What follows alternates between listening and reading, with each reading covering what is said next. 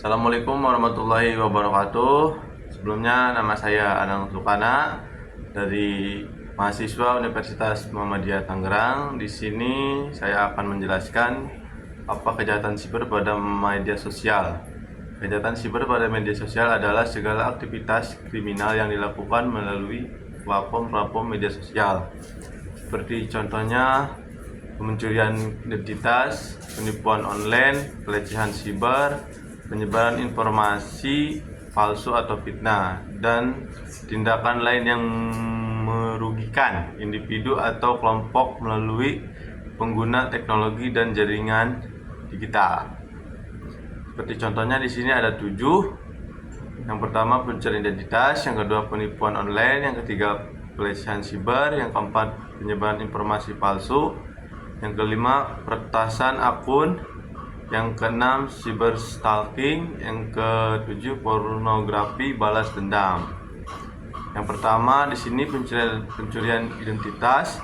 Seseorang mencuri informasi pribadi dari akun media sosial seseorang untuk tujuan penipuan atau keuntungan finansial. Mereka dapat menggunakan informasi ini untuk membuat akun palsu atau melakukan tindakan kriminal lainnya. Yang kedua, penipuan online. Penipuan online melalui media sosial sering terjadi dalam berbagai bentuk, termasuk penawaran palsu, penjualan produk palsu, atau penipuan investasi. Para penipu menggunakan media sosial untuk mencari korban dan mempengaruhi mereka untuk memberikan informasi pribadi atau uang. Yang ketiga yaitu pelecehan siber. Ini adalah tindakan menyakiti atau merugikan orang lain secara emosional melalui pengguna media sosial. Pelecehan siber dapat berupa mengirim pesan kasar, menyebarkan nomor palsu, atau memposting konten yang merendahkan. Yang keempat, penyebaran informasi palsu. Individu atau kelompok dapat menggunakan media sosial untuk menyebarkan informasi palsu atau hoax dengan tujuan mempengaruhi opini publik, memicu kekacauan, atau merusak reputasi seorang atau organisasi tertentu. Yang kelima, peretasan akun. Peretasan dapat mencuri akun media sosial seseorang dan mengambil alih kontrol atasnya. Mereka bisa menggunakan akun tersebut untuk menyebarkan malware, mencuri informasi sensitif, atau melakukan tindakan merugikan orang lain. Yang keenam, cyber stalking. Ini adalah tindakan menguntit atau mengintai seseorang secara online melalui media sosial. Pelaku dapat menggunakan informasi yang diposting oleh target untuk melacak keberadaan atau aktivitas mereka secara digital. Yang ketujuh, pornografi balas dendam.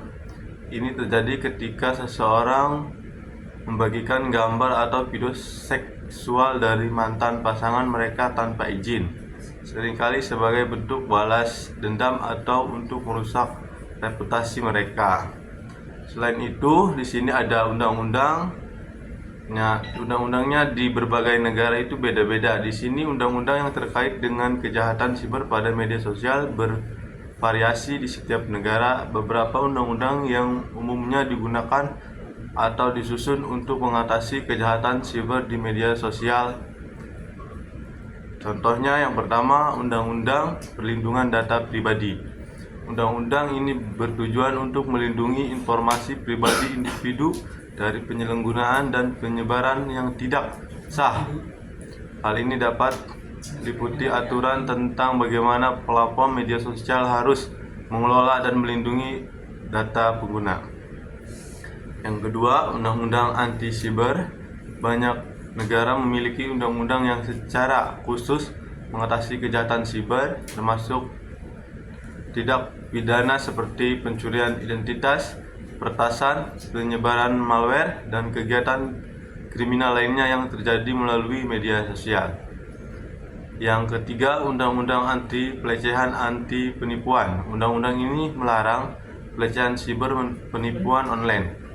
dan tindakan kriminal lainnya dilakukan melalui media sosial. Mereka memberikan kerangka hukum untuk menuntut pelaku dan memberikan perlindungan kepada korban. Yang keempat, Undang-Undang Hak Cipta dan Kekayaan Intelektual. Undang-undang tentang hak cipta dan kekayaan intelektual dapat berlaku untuk melindungi konten yang diposting di media sosial dari pencurian atau penggunaan tanpa izin. Yang kelima, Peraturan Perlindungan Anak online. Beberapa negara memiliki undang-undang atau peraturan khusus yang bertujuan melindungi anak-anak dari kejahatan siber dan konten berbahaya yang dapat diakses melalui media sosial. Yang keenam, Peraturan tentang Keamanan Siber. Undang-undang ini seringkali mengatur tindakan yang harus diambil oleh platform media sosial untuk menjaga keamanan dan privasi pengguna mereka, serta melaporkan insiden keamanan siber kepada otoritas yang berwenang. Seperti di sini contohnya Undang-Undang Nomor 28 Tahun 2014 Pasal 9 memberikan hak eksklusif kepada pencipta atau perangkat hak cipta untuk memperbanyak, mendistribusikan, menampilkan, dan mengumumkan ciptaannya. Pasal 113 mengatur tentang sanksi pidana bagi pelanggaran hak cipta. Pelanggaran hak cipta dapat dikenakan pidana penjara hingga 10 tahun dan atau denda maksimal 4 miliar. Pasal 120 mengatur tentang tindakan privasi barang bukti pelanggaran hak cipta oleh pihak berwenang.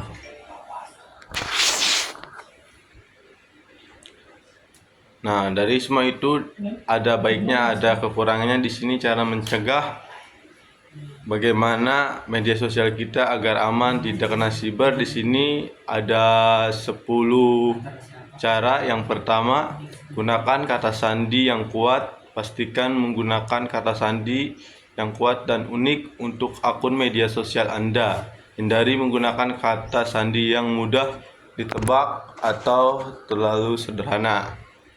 Yang kedua, aktifkan verifikasi 2 langkah. Aktifkan fitur verifikasi 2 langkah di akun media sosial Anda untuk memberikan lapisan keamanan tambahan. Ini memerlukan verifikasi tambahan selain kata sandi saat masuk ke akun Anda. Yang ketiga, periksa kebijakan privasi. Pastikan memahami dan memeriksa kebijakan privasi platform media sosial yang Anda gunakan, atau pengaturan privasi Anda sesuai dengan preferensi Anda untuk mengontrol siapa yang dapat melihat konten Anda, atau disebut kalau itu privat. Yang keempat, jangan membagikan informasi pribadi secara terbuka. Hindari mengabaikan informasi pribadi seperti alamat rumah, nomor HP, atau detail pribadinya secara terbuka di media sosial ini. Dapat mengurangi resiko pencurian identitas atau penergatan lainnya. Yang kelima, waspadai tautan yang tidak dikenal. Jangan mengklik tautan yang mencurigakan atau yang dikirim oleh orang yang tidak Anda kenal. Tautan tersebut mungkin mengarah ke situs phishing atau malware yang dapat merusak perangkat Anda. Yang keenam, periksa kembali sebelum berbagi, Yang keenam, periksa kembali sebelum berbagi, sebelum membagikan informasi atau konten. Periksa kembali ke hasilnya. Pastikan untuk memverifikasi kebenaran informasi sebelum menyebarkan ke orang lain. Yang ketujuh, pantau aktivitas akun Anda. Selalu periksa aktivitas terbaru di akun media sosial Anda untuk memastikan tidak ada aktivitas yang mencurigakan atau tidak diketahui. Kedelapan, jangan menganggap pelecehan atau penipuan jika Anda menjadi korban pelecehan siber atau penipuan online. Jangan memberikan respon kepada pelaku, sebaliknya laporkan ke platform media sosial atau otoritas yang berwenang. Yang kesembilan, perbarui perangkat lunak Anda dan aplikasi. Pastikan perangkat lunak dan aplikasi di perangkat Anda selalu diperbarui dengan versi terbaru Pembanuan ini seringkali mengandung kebaikan keamanan untuk melindungi Anda dari ancaman baru. Ke-10, pendidikan diri. Tingkatkan pemahaman Anda tentang keamanan siber dan praktik terbaik untuk melindungi diri Anda di media sosial. Pendidikan diri tentang taktik dan strategis yang digunakan oleh penjahat siber dapat membantu Anda mengenal dan menghindari potensi ancaman. Dengan mengambil langkah-langkah pencegah ini, kita dapat membantu melindungi diri dari kejahatan siber di media sosial dan mempengaruhi keamanan dan privasi online Anda. Cukup sekian dari saya, kurang lebihnya mohon maaf bila ada kurang paham, kurang teliti di segi pembacaan. Pelajari terus di media sosial atau searching Google, searching YouTube. Cukup sekian dari saya. Wassalamualaikum warahmatullahi wabarakatuh.